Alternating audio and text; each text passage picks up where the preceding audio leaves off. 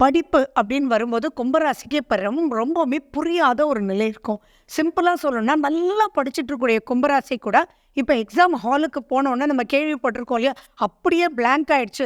அந்த ஆன்சர்னு தெரியுது, ஆனால் என்ன எழுதணுன்னே புரியலை.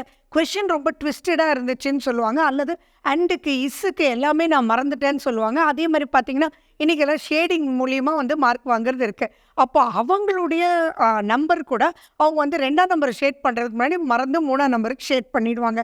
ஸோ அப்போது கண்டிப்பாக இப்போ என்ன பண்ணணும்னா, முக்கியமான எக்ஸாம்ஸ் அதுக்காக 10th 12th இதெல்லாம் ஸ்லிப் பண்ணவும் முடியாது. தேவையில்லாமல் காலத்தை கடக்க முடியாத நிலைகளும் இருக்கும். அப்படி இருக்கும்போது ஃபஸ்ட்டு அவங்க என்ன பண்ணணும்னா, படிப்புன்ற விஷயத்துக்கு அவங்களுடைய ஜாதகத்தில் இப்போ ராகு கேதுனுடைய நிலை எப்படி இருக்கிறது உங்களுக்கு தெரியும். வாட்டி வதைக்க போகுது.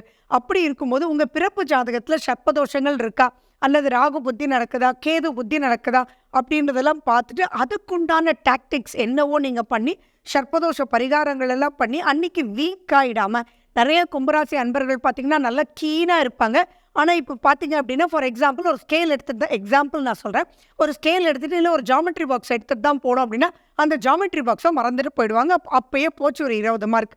அந்த மாதிரி எல்லாமே மிஸ் ஆகிறதுக்கு உண்டான வாய்ப்புகள் இருக்குது. ஸோ நீங்கள் கீன் கான்சன்ட்ரேஷன் ரொம்ப இம்பார்ட்டன்ட். எக்ஸாம் அன்னைக்கு உங்களுக்கு சந்திராஷ்டமம் இருந்தாலோ அல்லது உங்களுக்கு 22வது நட்சத்திரத்தன்னைக்கு உங்களுக்கு எக்ஸாம் இருந்தாலோ பார்த்தீங்கன்னா அப்போல்லாம் மிகப்பெரிய பிரச்சனைக்குள்ளே மாற்றதுக்கும், மறந்து நீங்கள் எழுதிட்டு வர முடியாமல் ஒரு சூழ்நிலை உடலாலேயோ மனதாலேயோ ஏற்படுறதுக்கு உண்டான வாய்ப்புகள் இருக்குது.